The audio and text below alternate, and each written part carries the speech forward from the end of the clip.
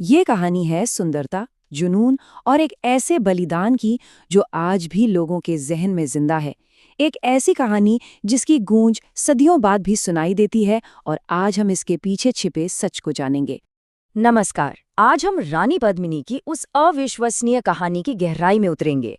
हम ये पता लगाएंगे कि ये कहानी किस तरह इतिहास के पन्नों और लोक कथाओं की धुंध में लिपटी हुई है और ये आज भी इतनी असरदार क्यों है। तो चलिए इस पूरी कहानी को समझते हैं। हम इसे 5 हिस्सों में देखेंगे। सबसे पहले वो अमर गाथा क्या है, फिर इसका सोर्स क्या है, मतलब ये कहानी हमें पता कहाँ से चली। इसके बाद घेराबंदी से जुड़े इतिहास और कहानी में क्या फर्क है। फिर हम जौहर के बारे में बात करेंगे और आखिर में देखेंगे कि इसकी विरासत आज भी हमारे साथ कैसे है। चलिए जरा समय में पीछे चलते हैं, 14वीं सदी के भारत में। यहीं पर इतिहास और लोक कथाओं के बीच हमारी इस कहानी के 3 मुख्य किरदार सामने आते हैं। तो कहानी के केंद्र में 3 बड़ी शख्सियतें हैं। सबसे पहले रानी पद्मिनी, जिनकी खूबसूरती और बुद्धिमत्ता के चर्चे दूर दूर तक थे। उनके साथ हैं उनके पति मेवाड़ के राजा रावल रतन सिंह, और तीसरे हैं दिल्ली के ताकतवर सुल्तान अलाउद्दीन खिलजी, जिसकी नजरें चित्तौड़ पर गड़ी थीं। लेकिन एक मिनट, ये जो इतनी बड़ी कहानी है ये हम तक पहुंची कैसे? क्या ये पूरी की पूरी सच है या वक्त के साथ इसमें कुछ और भी जुड़ता गया? ये जानने के लिए हमें इसके सोर्स यानी इसके स्रोत को समझना होगा। ये कहानी इतनी दमदार और नाटकीय है कि इस पे यकीन करना बहुत आसान है, लेकिन सच को कहानी से अलग करने के लिए हमें ये समझना होगा कि आखिर ये आई कहाँ से। यही वो चाबी है जो इस पूरी गाथा के राज को खोलती है। तो रानी पद्मिनी की जो कहानी हम सब जानते हैं, उसका मुख्य स्रोत है पद्मावत। ये एक महाकाव्य है जिसे 1540 में मलिक मोहम्मद जायसी ने लिखा था। और देखिए, यहीं पर बात असल में दिलचस्प हो जाती है। ये कविता उन घटनाओं के करीब-करीब 200 साल बाद लिखी गई थी जिनका ये जिक्र करती है। मतलब ये कहानी हकीकत और लोक कथा का एक बड़ा ही अनोखा मिश्रण बन जाती है। जरा इस टाइमलाइन को देखिए।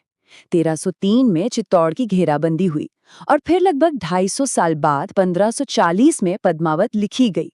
इतने लंबे समय के फासले का क्या मतलब है?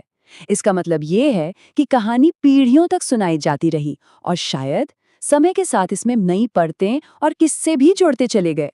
तो चलिए अब जरा जासूस की तरह सोचते हैं। हम 1303 की घेराबंदी के बारे में पक्के तौर पर क्या जानते हैं और कहानी के कौन से हिस्से उस महाकाव्य की कल्पना से निकले हैं। एक तरफ है ठोस ऐतिहासिक सच, अलाउद्दीन खिलजी ने 1303 में चित्तौड़ पर कब्जा किया, इस बात पर कोई शक नहीं है। लेकिन दूसरी तरफ है पद्मावत की काव्यात्मक कहानी, खिलजी का पद्मिनी के लिए जुनून, आईने में उनकी एक झलक देखने की वो मशहूर कहानी और धोखे से राजा को बंदी बनाना।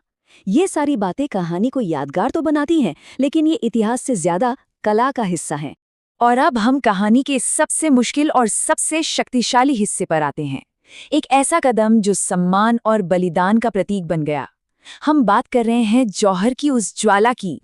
इस क्लाइमैक्स को पूरी तरह समझने के लिए हमें 2 गहरी राजपूत परंपराओं को समझना होगा। एक है जौहर, जिसमें महिलाएं कैद और अपमान से बचने के लिए सामूहिक आत्मदाह करती थीं, और दूसरा है साका, जहां पुरुष अपनी आखिरी लड़ाई के लिए निकलते थे, ये जानते हुए कि वो वापस नहीं लौटेंगे। ये निश्चित हार के सामने अपने सम्मान को बचाने के आखिरी तरीके थे।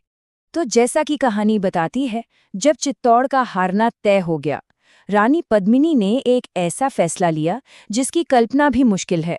उन्होंने हजारों राजपूत महिलाओं के साथ एक विशाल अग्निकुंड में प्रवेश किया। ये गुलामी और अपमान की जिंदगी के ऊपर मौत में सम्मान को चुनने का एक भयावह फैसला था। तो आखिर उस घेराबंदी का नतीजा क्या निकला?